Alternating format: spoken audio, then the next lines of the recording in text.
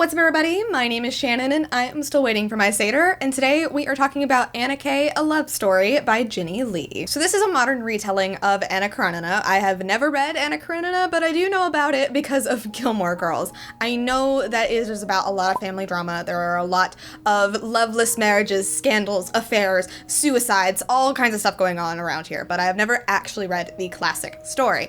But what I can say is I'm pretty positive that Anna K is a very straightforward retelling. As I was reading it, I could tell that this came out of like classic Russian literature. It felt like at times it was translated perfectly into like this modern world that Ginny Lee put it in. Then at other times it really did feel like it was lifted from more of like a classic type of story. So Anna K is basically Gossip Girl, but it's the story of Anna Karenina. So we have like all the typical players. We have these New York socialites, these teenagers that are like always doing drugs and going to parties and getting drunk and having relationships and like all this kind of stuff.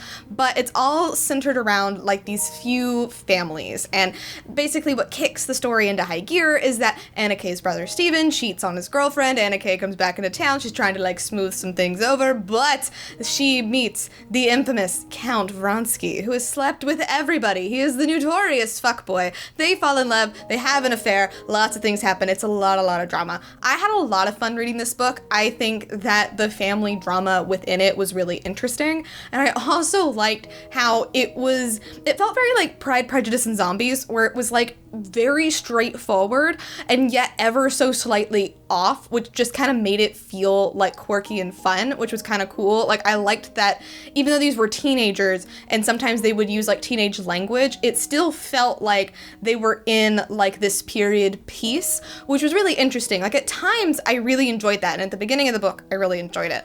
As it went on, it kind of started to get a little bit old. I would say especially like towards the end of the book, there are scenes that are injected in that kind of just felt like they were there because they were lifted from the original story and didn't actually have any merit on what Anna K was actually trying to do. It sounds a little bit confusing when I say it out loud, but like what I mean is that Anna K is a story about like these teenage socialites in New York. And like, yeah, everything they do does hold up to that, but there are times when like there's this horse race all of a sudden and there wasn't really any build up to that or any build up as to why who competes in it would be competing in it. So it felt a little bit contrived in order to like push more of the story forward. And then again, towards the ending, like it just felt again like we were lifting a scene out that probably wouldn't have been there, or if it was going to be, like it should have been done in a different way.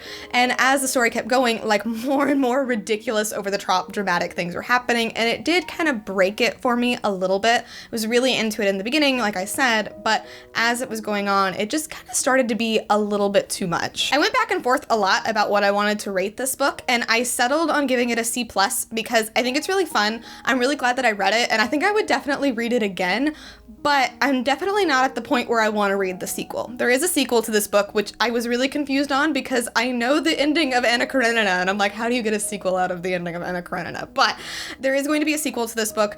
I'm not really invested at all in reading it, and in fact, I read the synopsis for it, and it sounds really boring. It basically just sounds like she's trying to stretch another book out of these characters, when really, I feel like they've kind of had their course and they've had their due. There really isn't more story to tell, in my opinion. So I'm giving it a C+.